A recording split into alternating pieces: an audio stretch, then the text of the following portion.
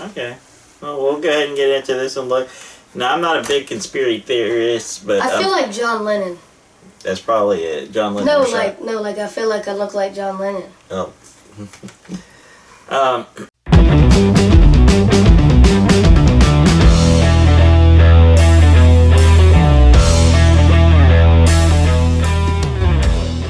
So welcome to this week's episode of Commentators React. My name is Michael. And I'm Hunter. And today we're going to be looking at, it's a video of the top 20 conspiracy theories, but we're going to cut it halfway through, and we're actually going to start with 10, and we're going to do just the top 10 that they have. Yes, because it's 22 minutes long. So what kind of conspiracy theories are you familiar with? A lot. But I don't know them. Don't know them? Right off the top of my head, I don't know them. Like, something about one of the Beatles' deaths. One of the Beatles' deaths? I don't know. One of them, like, in their songs, it talks about, like, him dying. It's weird. Okay. Well, we'll go ahead and get into this and look. Now, I'm not a big conspiracy theorist, but I feel like John Lennon. That's probably it. John Lennon. No, I feel like I look like John Lennon. Oh. But we'll go ahead and get into this. I'm not a big, like I said, conspiracy theorist, but I do know that there's a lot of stuff that has come to be true that were conspiracy theories. Go ahead. Yeah, we're gonna do that. All right, so let's go ahead and get in here and see what kind of conspiracy theories that we can identify. Number 10, big tobacco is a big lie. There's extensive use of this technology, which is called ammonia chemistry. That You're still lying today. Nicotine to be more rapidly absorbed. Vaping's good for you. It's okay. It won't hurt you. Smoking causes lung cancer and a lot of other adverse health effects. Joe Pod is like a pack of in the cigarettes. 1950s. However, public opinion wavered for decades, with sources springing up to generate controversy and debate. Some suspected that the tobacco industry was suppressing and distorting the facts through a coordinated campaign, and it eventually came out that they were. Together, the world's largest tobacco companies initiated Operation Berkshire to generate fake controversy and debate. Big Tobacco knew that smoking caused cancer and that nicotine was addictive. They decided not to make cigarettes less harmful because addiction made them... Anything else is taken off the market if it's said that cause cancer and stuff like that. But cigarettes, they're still sold on the market. The government does nothing. Where there's smoke, there's often fire. See how camels agree with your throat. See how mild and good tasting a cigarette can be. Number 9. The FBI spied on political activist groups. Oh, no doubt about it. Those involved in political protests, The FBI spies on political activist groups. paranoid that they're being watched. And they should be, because it's happened before and it can happen again. Tapes from the hotel rooms, FBI reports, those are pieces of information that we shouldn't have. From the late 50s to the early 70s, the FBI engaged in illegal surveillance, infiltration, and disruption of protest movements and other organizations deemed subversive. He realized how sick this country was. We were trying to reveal the truth about segregation. These ranged from independence movements... I didn't know they bugged him. Oh, no, they did. John Lennon. John Lennon! See, I told you I look like him. While this program, named COINTELPRO, was abolished in 1971, others may have taken its place. This represents the darkest part of the Bureau's history. Number 8. The first female U.S. president. What? While the United States has yet to I've elect a woman heard. to the office of president, by electoral college anyway, some theorize that a woman has assumed the duties of the office already. Is it Hoover? In 1919, President Woodrow Wilson Woodrow suffered a debilitating stroke. This left him bedridden and partially paralyzed with some impaired judgment. If I don't help him be president, what kind of wife am I? For over a year, Wilson's wife Edith aided him in governing the country, to the point where she was basically performing his job in all but name. The degree of her involvement was kept a close secret, and Wilson herself denied that she made executive decisions until her death. So he's like sitting there, and they like move his arm, and then they just release that to the press, and that's how dumb people were back then. Number 7, the White Sox through the World Series. Oh yeah, The with gambling and all that Chicago stuff White back Sox in are the on day. record for having one of the longest droughts between winning World Series at 87 years. However, they weren't always known for their bad luck. Back in the late 1910s, the Sox won in 1917, and they even had a wonder like Shoeless Joe Jackson on the team. Yet, rumors during the 1919 series held that the games were fixed. The White Sox lost the series, but the rumors persisted into the next year. Eventually, a grand jury found evidence that 8 players, including Jackson, though his role is disputed, were involved in a conspiracy to receive money in exchange for throwing the series. I think the Black Sox players saw a high reward for what they were doing. They could make as much as their yearly salary in 1 week for fixing the World Series. While a trial found them not guilty, they were nevertheless banned from the league permanently. Number 6, Roswell cover-up. In the summer of 1947, an object crashed down to Earth in Roswell, New Mexico. Theories that it was an alien spacecraft have pervaded pop culture for...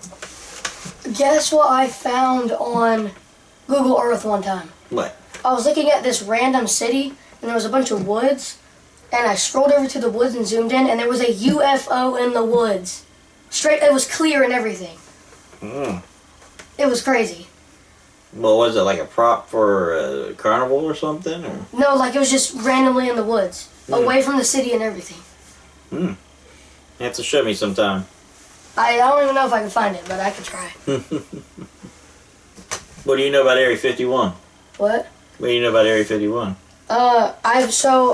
I've looked at Area 51 on Google Maps before, and there was like, they look like rocks, but you can see trails from where they've been moving. But like, they've been moving for miles. And it's crazy. I don't know. It's like I don't know. Interesting. Maybe we need to do a video on that too. Oh, and there's places, I saw this on Google Earth too. On Google Earth, there's places where if you look it up, it's a bunch of green screen stuff. And like stickers and all that cover up everything, cover up everything but the stuff that like you're allowed to see. Like covers up all the land and everything. Like it'll be like a picture like SpongeBob or something, but like it's just been added there, so you can't see anything. Over a half a century since. Everybody thinks that Roswell was the first sighting of a UFO in the United States, and that bull roar. The U.S. Air Force claimed that the object was merely a weather balloon, only added fuel to the fire. And the conspiracy theorists were right. It was no weather balloon, and there was a cover-up. But it wasn't an alien ship either, probably. The object was a high-altitude balloon launched as part of Project Mogul. These balloons were intended to detect sound waves from Soviet atomic bomb tests. During the Cold War, the U.S. military couldn't exactly be honest about that in the papers. Now, whether you think that's another cover story, well... This better not be another damn Russian spy job. Number 5. Scientologists infiltrated the U.S. government. I wouldn't the know Church it. of Scientology is infamously touchy about any criticism of their organization. I didn't mean anything by it. I don't even know I'm Ron Hubbard. Their influence over celebrities is well known, but theories about their influence over the government are also out there. And here's the thing. Scientologists really did infiltrate the government. In the 1970s, at least 5,000 members of the organization conducted espionage on government agencies and private organizations. And this wasn't a fringe element either. The founder's wife, Mary Sue Hubbard, pleaded guilty and went to prison. Oh, wow. It was I one didn't of know the that. largest scale infiltrations of the U.S. government in history. All of this was People done still with the aim fall of for this destroying fake stuff. evidence that painted Scientology in an unfavorable light. It arguably had quite the opposite effect. Boy, those Scientologists, they can be pretty sensitive. Number 4, the Watergate scandal. Perhaps the most well-known political conspiracy of all time, the Watergate scandal was unthinkable when it occurred. Because people have got to I know am not a whether or not crook. their president's a crook. The scandal began when Republican President Richard Nixon's administration illegally wiretapped and broke into the Democratic National Committee headquarters. We don't know who ordered the burglary, and we don't really know what the burglars were up to that night. Their aim was to acquire information about Nixon's opposition in the forthcoming election. The arrest of the perpetrators led to attempts by Nixon and his administration to cover up their involvement.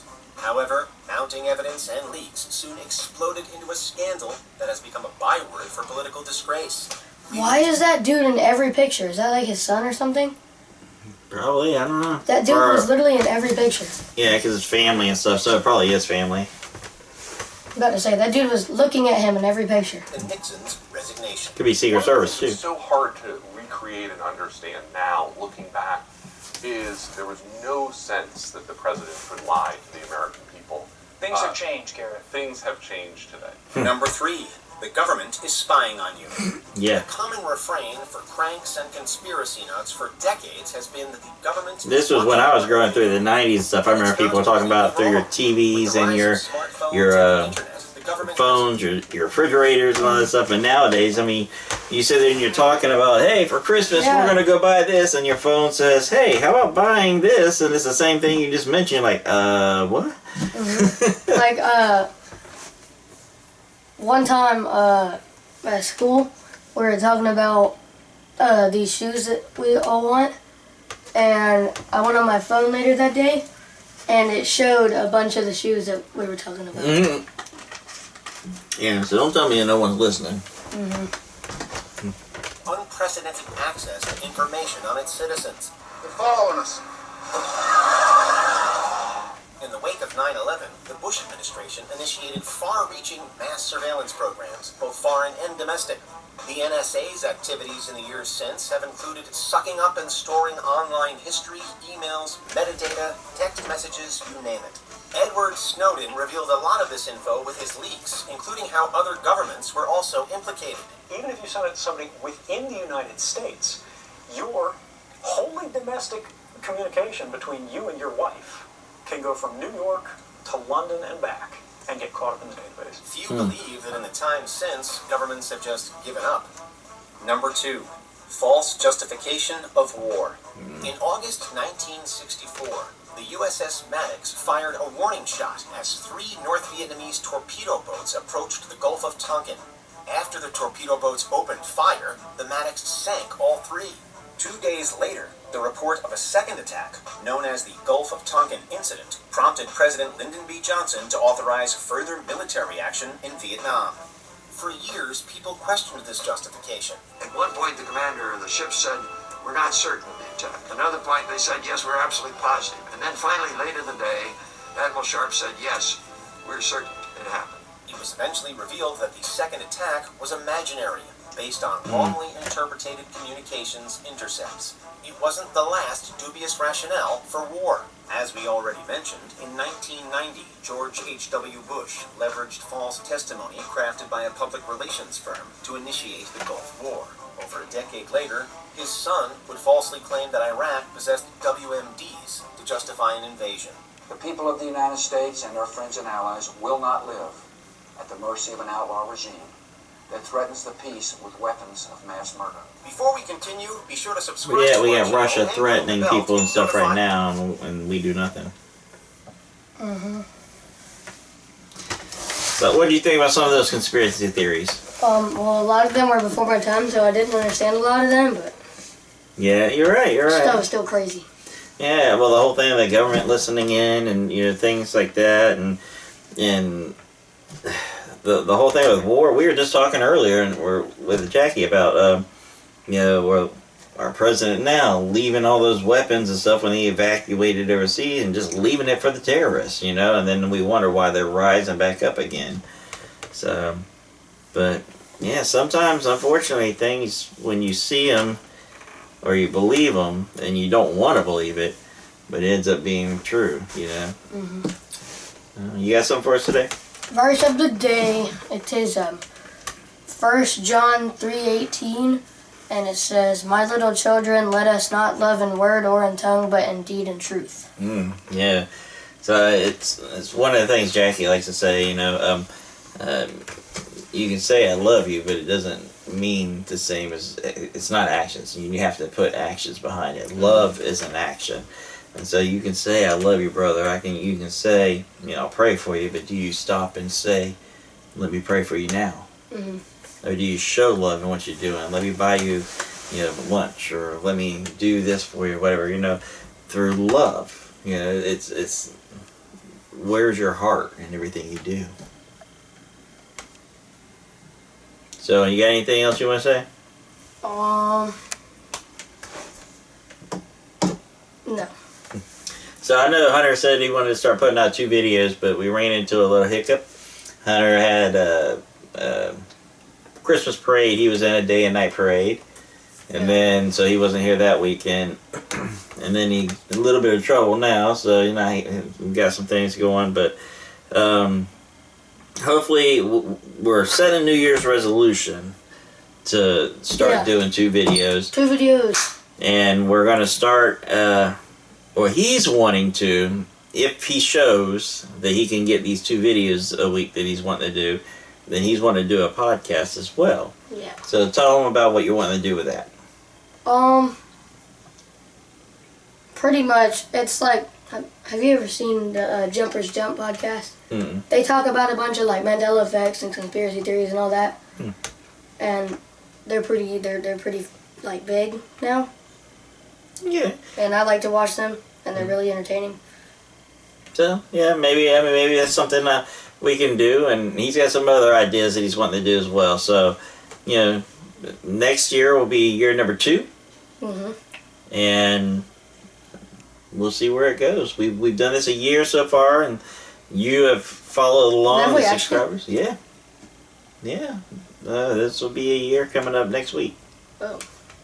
So, but we thank you for watching, each and every one of you. We thank you for commenting, liking, and those of you that share. Thank you so much. And let's keep it going another year. Let us know what you want to see and what you like. So again, my name is Michael. Do a different one. Power on. Gabagood. Bluetooth pairing mode. Say that again real quick. So again, my name is Michael. And oh, that's not good. Oh, that's right. Oh, okay. Say it again. Okay. So again, my name is Michael. And I'm Hannah. And together we are Commentating Critics. Have a good day.